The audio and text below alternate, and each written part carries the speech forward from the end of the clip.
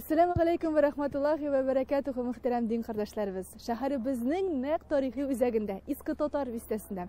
Elgi tarihi binalar bir küp güne tarihi vakıgalarının şahitleri bulganlar.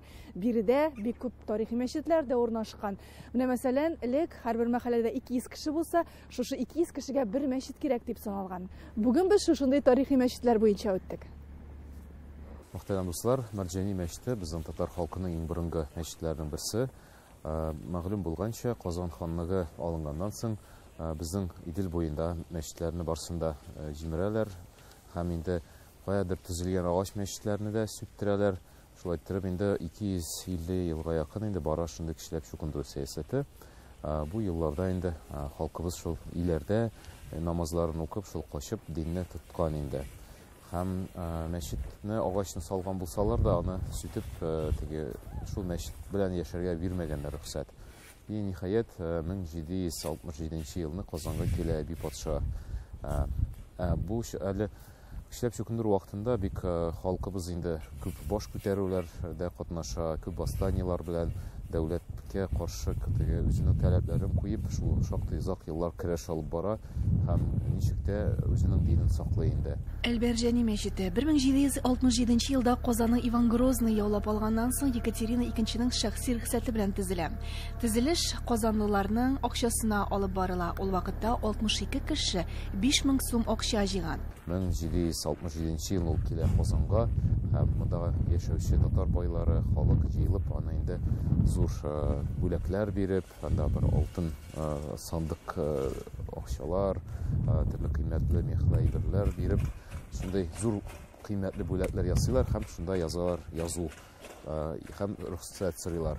Hürmetli bizim padşabikemiz bizge ruhsat bir iki taş meşit salırga debin Qozonda. Ul endi bir padşa şaqtay tege anlagan dini siyasetini de tege Yekaterina II ул бик теге хикмәтлерәк патшабикә була.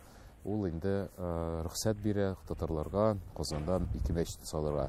Шуның берсе Marjani мәчете салына, икенчесе янәшәдә Апанай мәчете. Мәчет әлегә кадәр татарлар өчен дини үзәк вазифасын үти һәм 18 гасырның мөһим архитектура һәйкәле булып тора. Революция хәдәр эшләп килгән. Әби патша заманнан бит инде. Әби патшаның да күргән мәчет бу. Başka revolüsyonun da, perestroikanın da, komünistler zamanında ateizmda, voinstoychi ateizm deyip bu şeytanı da bildiğinde. Bir kınga da yapılma. Abi patşadan alıp gelip, bugünkü kadar bir kınga da yapılma. Hatta bugün kurup turasız remont işlerimiz bana, hemen meçhitimiz yapıp tutar. Çünkü bu bölmede remont işleyinken biz bu bölmede koşup namaz okuyubuz. Şunda nikahlarda ötkərəbiz, babalara isim qoşulda hem başka. Meçhitimiz yapılmıyor burada. Çünkü bu buna indi 250 yıldan artık meçhitimiz işlep gelen bir kınga yapılmagan hem devamlı bolsun idi. Buna Şıqbil Marjani şey etken. Üç türlü ayber var. Bizden o dinde yok ama dinini saklay. Bunlar mesela milli dil, milli kiyim, hem milli gırıf gadetler. Dinde bulmasa da dini bizden saklay. Buna elbette bu ayberlerde halk bilsin, makaller bir küp içinde. Bunda bir küp mesele var. Yaşlılıkta hem takvalıkta birbirinizge yardım yetişiriz diyen bu Kur'an ayetinden alanlarında, hadislerden, makallerden, utkenin bilmegen halktan kilecek. Yok diyen makaller buna şunda ayberlerini halkka, etemiz kişiye, yaşlarımızga bilip dursunlar. Onun tonları bit. Buna Abdülhak Hazreti Yarulin, Ahmet Zeki Hazreti Sefiulin, bu benim ustazım. Bu Şulayb Tağat'a cidden ustazı. Küp kişiler bize Abdullah Sefiulin, Abdullah Galiulin'in, Osman İshaqov'un, Ravi Gülnici'nin ustazı. Bugünkünde onun ayberleri, bunda saklanan Şulayb Abdülhabir Hazret'in ayberleri, kitire anığı da ayberlerini birem diyene tağın birem bu şeyimiz bulganda o vakitte alardan bu ayberleri kübre bu kul yazmaları, alardan dispileri, çalma çapanları var bugünkünde isen Abdülhak Hazret Samadov'dan etken sözleri, anın çapanı qazı bitinde oldu bizden. Bana o çalma ureydi. Abdülhak Hazret bana bu nege koyup, bu başını razmerini zoytedi, kimetedi. Bana Abdülhak Hazret kitapları şulayıp. Bana şu şahısları bizden bir pişmağı. Tarata ciddin bunda işledi en ağır vaxtlarında. Yine o vakitlarda 1980 yıllarda 1980 yıldan bunu soradılar Ufağa muftiyeti bilgilerle şunda kuştu. 1980 yılda bu binanı, bu boyaktaki binamızı tüzüp, pristroy yasap, Mercani Meşit'ten pristroy yasap, bunu bizge özüne isterliklerine kaldırdı yine. Şu tüzüge, bunda imam bulup işleyen. Şulan buna ne seytesi kine bir gacayip bir eyber bu. Gacayip. Bu önkinde muftiler bu meçitten çıktılar. İmam bulup işleyenler anlarsın kilecekte mufti bulgan. Elbette bu meçte biz көп кішіге своеобразный трамплин. Карьерный нәрсеме мына шулай эшләп бу мәчеткә җиргән кеше зур шәхестәр булган. Әлбәттә бу рухтыр шундый, белмим мәчетебезнең аерым бер тәэсире, белмим инде нәрсәдер. Моны киләчәктә бездән соң аны кем булса, ни булса галимнәр әйтерләр. Әмма ләкин шулай әйтәскә, тагы тәҗрибә монда имам булып эшләгән. Аннары муфти булды. Равил хәзрәт Гыйнуддин Мында имам булып эшләгән, анысы муфти булды. Абдулла хәзрәт Галиуллин бу теге советлар чорыннан соң после перестройки 92 елда возглавил духовное управление, бу да 92 елдан 98 елга хәтле муфти булды. Осман хәзрәт монда имам булып эшләде, без аннан бергә эшләгән идек монда. Имам булып эшләде 98дә муфти булып, 2011 елга хәтле муфти булып эшләде. Бу шәхесне үзегез беләсез. Манзарга Камил хәзрәт монда килеп, Казанга килеп, урдан шкайш. Камил хәзрәт мен ул вакытта мухтасиб идем. Камил хәзрәтне мен Тынычлык мәчете Мирныйга билгеләдем имам булып, һәм Казан ислам куллиятендә дәресләр бирде, һәм монда мәчеттә вагызда сөйләгән бар иде. Һәм мәчеттә ул да бездә Мәрҗани мәчетендә эшләп, ул да муфти булды. Илфар хәзрәтне таныштырырга менә ул да Илфар хәзрәт бүген Кулшариф мәчетендә эшли. Әл-Мәрҗани бинасы традицион татар архитектурасы һәм провинция бароккосы формаларын чагылдыра. Аның бизәлешендә Петербург бароккосы сыйфатларын һәм татар декоратив сәнгате мотивларын табарга мөмкин. Күреп торабыз, стеналар нинди матур иске стеналар, Әби патшадан калган стеналарыбыз, бизәкләгән теге ташлары да фигурный кладкасы. Шул хәтле матур. Менә хәзер, менә Аллаһка шөкер, менә бу гипс картоннарын барысын да сүтеп алып, менә буларны менә иске хәленә кайтырга без иншалла ниятләдек. Әлхәмдүлилләh, бу беренче залы. Беренче залы Кояш Мәрҗани эшләгән, кая менә монда бабайларыбыз иң беренче менә бу зал. Аннарысын теге пристройлар. Алар инде соңрак төзелгән. Менә бу иң беренче, ул вакытта әлбәттә ул беренче таш мәчет бит инде. Ул вакытта төрле архитекторлар, дизайнерлар эшләп әйдәгез эшлибез, бездән дә калсын дип, безнең татар милли мәчетебез булсын дип эшләр. Но, кстати, архитектор Кифтарев иде. Кифтарев урыс кешесе, әмма ләкин менә бу бизәкләрне, ниләрне татарский орнамент ясап, татарский. Единственное, что менә бу теге нигә ошаган, менә бу Екатерининский дворца орнаменты монда. Копияларны китереп, менә шул репинлар куйдар. Абылай ул безнең татар чорынан, татар орнаментлары, менә күрәгез, чәчәкләр, в виде тюльпанов, это безнең татар милли халкыбызның инде бизәкләре. Алар шулай калды. Әлбәттә без аларны быел будем теге социальным золотым покрывать алабызса. Шәһәребезнең нәкъ үзәгендә, иске татар бистәсендә урнашкан тарихи эклектика стилендә ясалган Солтан мәчете. Әлеге мәчет 1886 елда хәйрияче Җиһанша Госманов акчасына языла. Иң беренче аның исеме дә Госман мәчете була. Әлеге мәчеттә иң беренче доганы күренекле мәгърифәтче, дин белгече Шиһабетдин Мәрҗани үзе укый. Иске татар бистәсенең тагын бер истәлекле урыны Солтан мәчете. Солтан мәчете милли романтик юнәлештәге эклектика стилендә төзелгән. Манарада Болгар архитектурасы мотивлары сурәтләнгән. Бу дөньядагы 5 урда манараларның берсе. Аларның берсе Болгарда һәм Касыймда, калган икесе Казанда урнашкан. Әйтергә кирәк, Болгар ханлыгы чорда бу җирдә Курайш кабиләсе булган. Димәк, пәйгамбәрбез шул Курайш кабиләсеннән чыккан булган. Шундагы гарәпләрнең берлеше килеп, монда урнашып, җирле халыкка әйләнгән булганнар инде. Алар Казан ханлыгы чорында да яшәгән бу нәсел. Шул Казанны алганнан соң инде монда инде татарлар калмый, һәм бу җирдә инде урыслар урнашып, шул бу җир гомумән шулай теге чиркәүләр иле шуны җиргә әйләнә инде. Аннан соң инде әкренләп теге татарлар рөхсәт бирелгәч, Казанның тышында татар бистәсендә яши башларга, Алар күбәйгәннән күбәя барып, бу җирне инде сатып алалар урыслардан.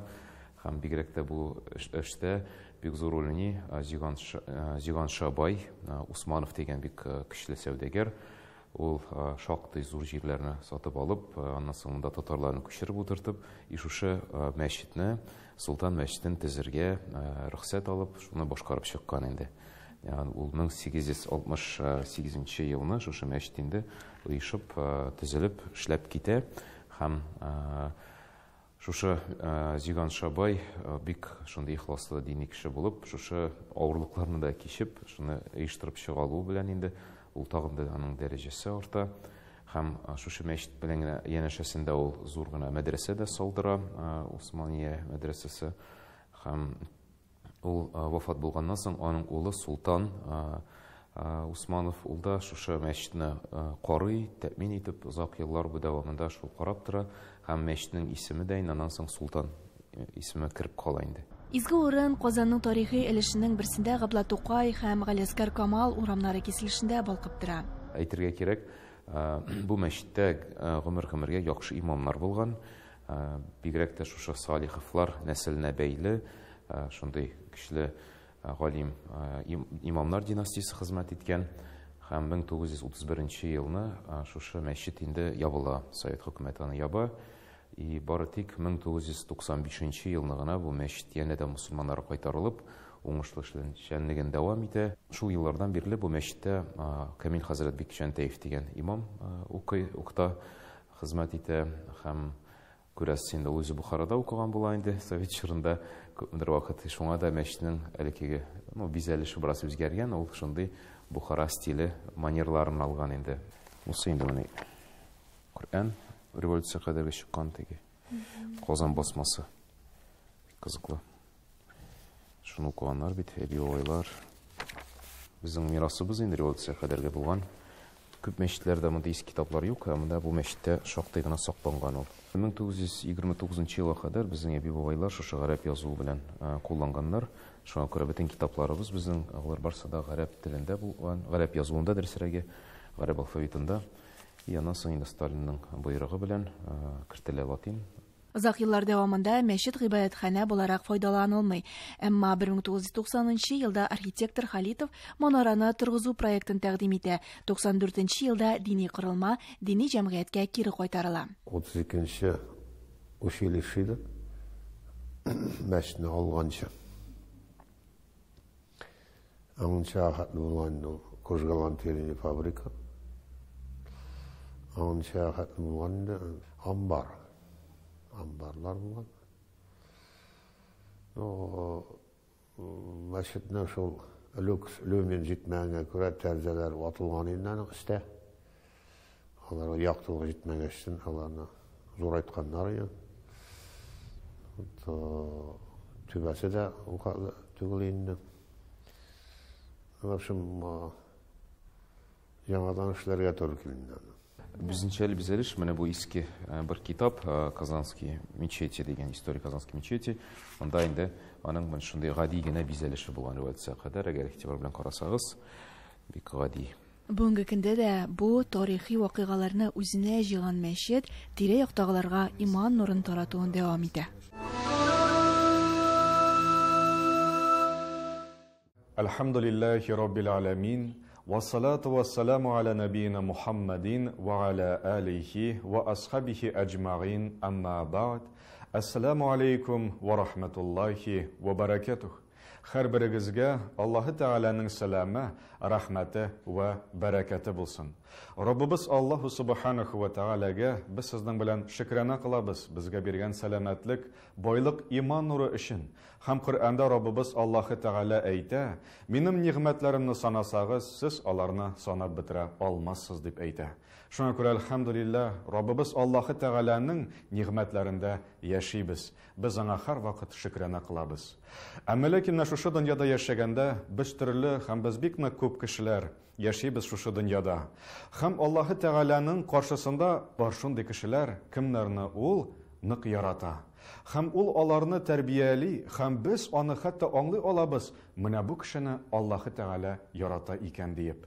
Шуңа күрә бу инде иң беренчедән шушы сөйләшәк сүзләребез, ул да булса, менә мин дә шундыйлардан микән дигән сорау безнең туарга тиеш. Иң беренчесе, ул да булса Коръәни Кәримдә, һәм Пәйгамбәребез саллаллаһу алейхи ва салламның да хадис шәрифләрендә әйтелә, ул да булса Аллаһы Тәгалә кайсы кешеләрне ярата. Иң беренчесе булып, ул шул кеше кем тақва. Тақва дигән сүз, ул шул кеше, кемдә кем Аллаһы Тәгаләнең әмерләрен үтәп, тыйганнарыннан тыелып яши икән. Менә шул була тақва. Аллаһы Тәгалә ул адәм баласын ярата. Коръәни Кәримдә Раббыбыз Аллаһу субханаху ва тәгалә әйтә: "Аузу биллаһи минәш шәйтанир раҗим. Инна акрамакум индаллаһи атқакум." Минем каршында сезнең иң хәерлегез тақва булганнарыгыз дип әйтә. Шуңа күрә җәмәгать, иншаалла без дә менә шундыйлардан булырга сезнең белән иншаалла тырышыйк. Икенчесен шулай ук әйтергә кирәк, ул адәм баласын менә ничек белергә була, аны бөтен кешеләр дә шушы дөньяда яраталар. Менә кемне генә карама, кемнән генә сорама, аның турында гел яхшыны гына әйтәләр. Ул аның турында нәрсәдер ишеткән, аның турында ниткән генә, аның белән бергә йөрмәгәндә, әмма ләкин аны яхшы яктан белә.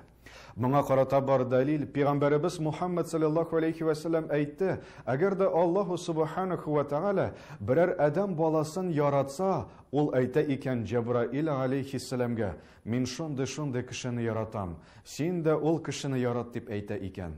Һәм шул вакытта Җабраил алейхиссалам ул да кешене ярата башлый. Һәм күктәге дә, җирдәге дә фәрештәләргә әйтә икән, дөреслектә Аллаһы Тәгалә шушы кешене ярата, сез дә аны яратыгыз дип әйтә. Һәм җирдәге дә, күктәге дә фәрештәләр, һәм җирдәге кешеләр барысы да ул адәм баласын ярата башлыйлар.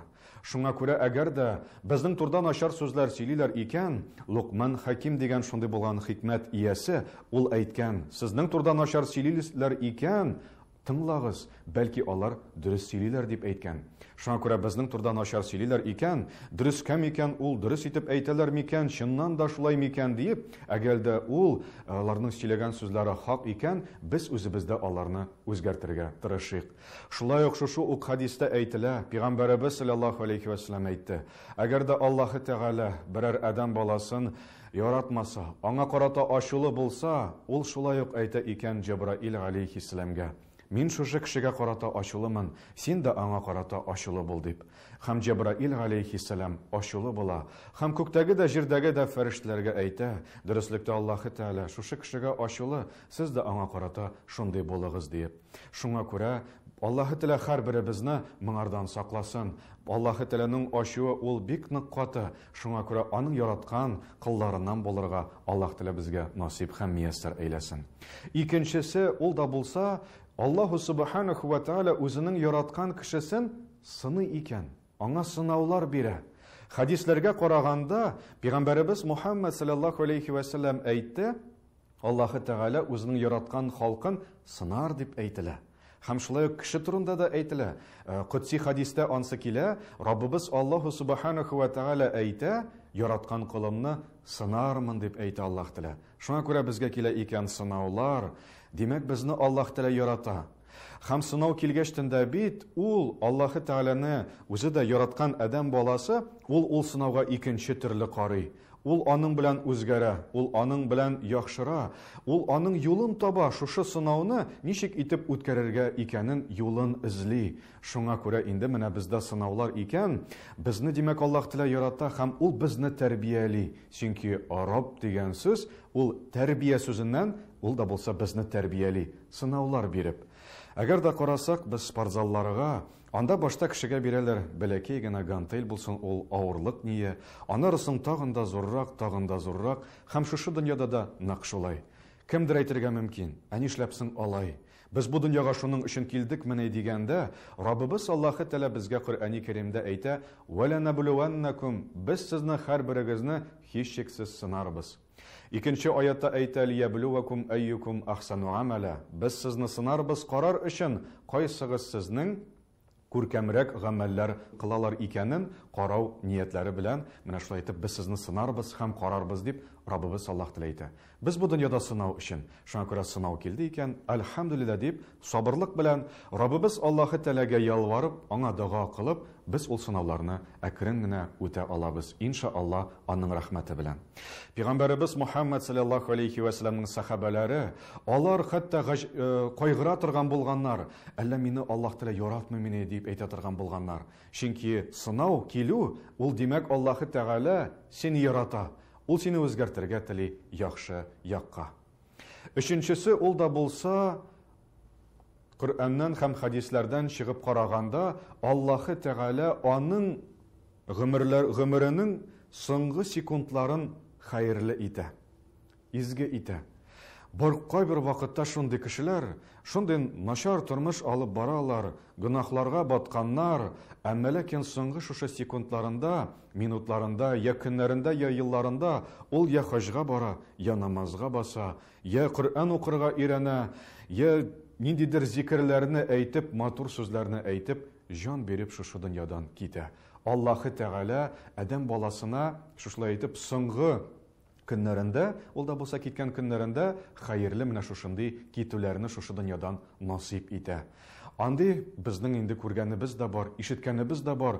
Кемдер киткән сәҗдәдә, намаз вакытында, вәгазь хутбә сөйләгән вакытында китүчеләр дә бар, хаҗ вакытында да, уразалы килеш Рамазан шәриф аенда киткән кешеләр дә бар, һәм мөбарәк булган җомга көннәрендә дә китүчеләр бар. Без олылардан өйрәнеп, ул да булса һәр вакыт әйтәбез, бу бәхетле кешеләр. Буларны Аллаһы Тәгалә ярата дип әйтәбез. Шуңа күрә иншалла безгә дә Аллаһ Тәгалә мондыйлардан булырга насип әйләсен. Һәм шулай ук әйтергә кирәк, кемне Аллаһы Тәгалә ярата икән, ул аны саклый. Ул аны саклый гөнаһлардан. Бар шундый кешеләр, алар намазда, алар изге гамәлләр эшлиләр, һәм ул бер тапкыр да гөнаһлы гамәл кылмаган.